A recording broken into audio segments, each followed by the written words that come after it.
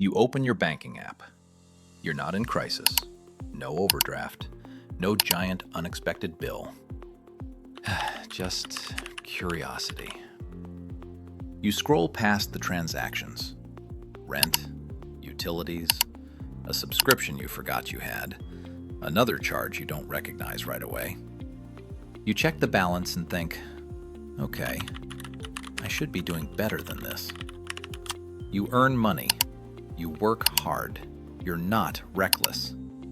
And yet, month after month, it feels like money leaves faster than it arrives. No disaster, no obvious mistake, just this constant sense that you're running hard and staying in place. If you've ever had that moment where nothing is wrong on paper, but progress still feels impossible, you're not imagining it. Because here's the uncomfortable truth. Most people aren't broke because they're bad with money. They're broke because they're trapped inside systems they were never taught to see. And today, we're going to break down the 5 invisible systems that quietly shape your financial life and keep millions of people stuck no matter how hard they try. Here's the thing. Most financial advice focuses on behavior. Spend less, save more, invest early. But behavior only works if the system you're operating inside is fair. And for most people, it isn't. Because long before you make a single decision, these systems quietly shape what's possible for you and what isn't. Let's start with the first one. System 1, the fixed cost trap. This is the foundation of everything. Your fixed costs are the expenses you can't easily change month to month. Housing, debt payments, insurance, utilities. Once these are set, the rest of your financial life becomes reactive. Here's what most people don't realize. Financial freedom doesn't come from how much you earn. It comes from how much of your income is already spoken for. Let's look at 2 people. Person A earns $60,000 a year. Their fixed costs are $2,000 a month. Person B earns $100,000 a year. Their fixed costs are $4,500 a month. On paper, Person B looks more successful. In reality, Person A has more flexibility. If something goes wrong, Person A adjusts. Person B panics. Because once fixed costs cross roughly 50 to 60% of take-home pay, stress rises sharply and options collapse. And in many cities today, people sit at 65, 70, even 80%. At that level, one unexpected expense doesn't hurt.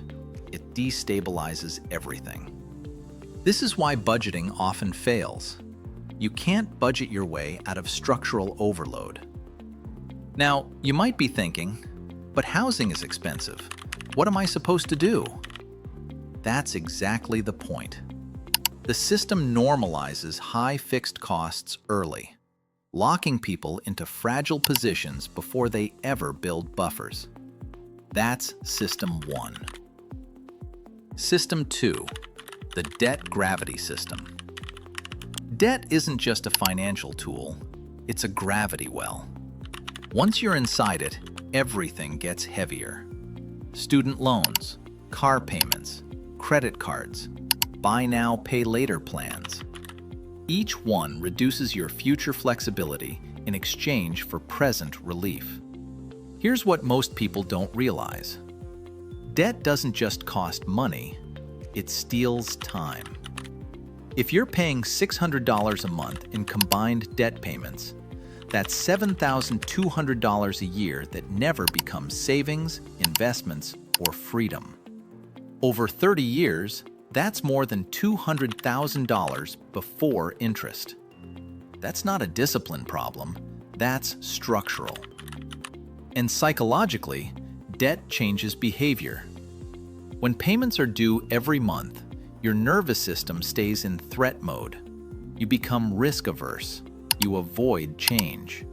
You cling to stability even when it's harming you. Now you might be thinking, debt helped me get ahead. Sometimes it does, but the system is designed so debt expands faster than income. Longer car loans, larger student balances, higher credit limits. The result? You earn more, but you don't feel freer. Because debt turns income into obligation before it ever becomes choice. That's System 2. System 3, the Volatility System. In the past, expenses were more stable. Today, volatility is normal. Rent increases, energy price spikes, healthcare shocks, insurance jumps, and volatility destroys saving faster than bad habits ever could. Here's what most people don't realize. Most people don't fail to save because they spend too much. They fail because one unpredictable expense wipes out months of progress. You save $300 a month for 6 months. Then one bill erases all of it. Psychologically, that's devastating. Your brain learns a lesson. Don't bother. That's not laziness, that's conditioning. This is why people stop trying, not because they're irresponsible, but because the system punishes consistency. And the more volatile your life is, the harder it is to plan, which keeps you reactive instead of strategic. That's System 3. System 4, the Lifestyle Normalization System. This one is subtle and incredibly powerful. Every generation is shown a version of normal that costs slightly more than they can comfortably afford. Bigger homes, newer cars, constant upgrades. Lifestyle inflation isn't an individual flaw. It's the result of a system constantly redefining what basic looks like. Here's what most people don't realize. Raising your lifestyle raises your survival threshold. If your life costs $4,000 a month, you need to earn more than that just to feel neutral. At $6,000 a month, the pressure doubles. This is why raises rarely feel like relief. They get absorbed. Every upgrade becomes permanent. And once your burn rate rises, it's extremely hard to bring it back down without pain. That's not accidental. It keeps people dependent on income, not building independence from it. That's System 4. System 5, the Information Misdirection System. This is the quietest system and the most damaging. Most financial education focuses on tactics, not structure. Budgets, apps, hacks. But almost nobody explains fixed cost ratios, margin, time coverage, burn rate. So people blame themselves for outcomes that were predictable. They think they're failing when they're actually operating blind. Here's what most people don't realize. Most people don't have a money problem. They have a visibility problem. They're trying to win a game without knowing the rules, and that keeps them stuck longer than necessary. Now here's the part where everything connects. These 5 systems don't operate independently. They reinforce each other. High fixed costs increase debt reliance. Debt increases sensitivity to volatility. Volatility fuels stress. Stress drives lifestyle coping. And misinformation keeps people blaming themselves. That's the loop. And once you're inside it, effort alone isn't enough. But here's the good news. Systems can be redesigned. You don't escape by trying harder. You escape by changing structure. That means lowering fixed costs where possible, reducing debt friction, building buffers before chasing returns, stabilizing expenses before upgrading lifestyle, tracking the numbers that actually matter. This is where everything shifts. Once you see the systems, money stops feeling mysterious. You stop asking, "What am I doing wrong?" And you start asking a better question.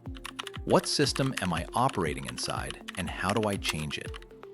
That question alone puts you ahead of most people. Here's the final takeaway. You are not broken.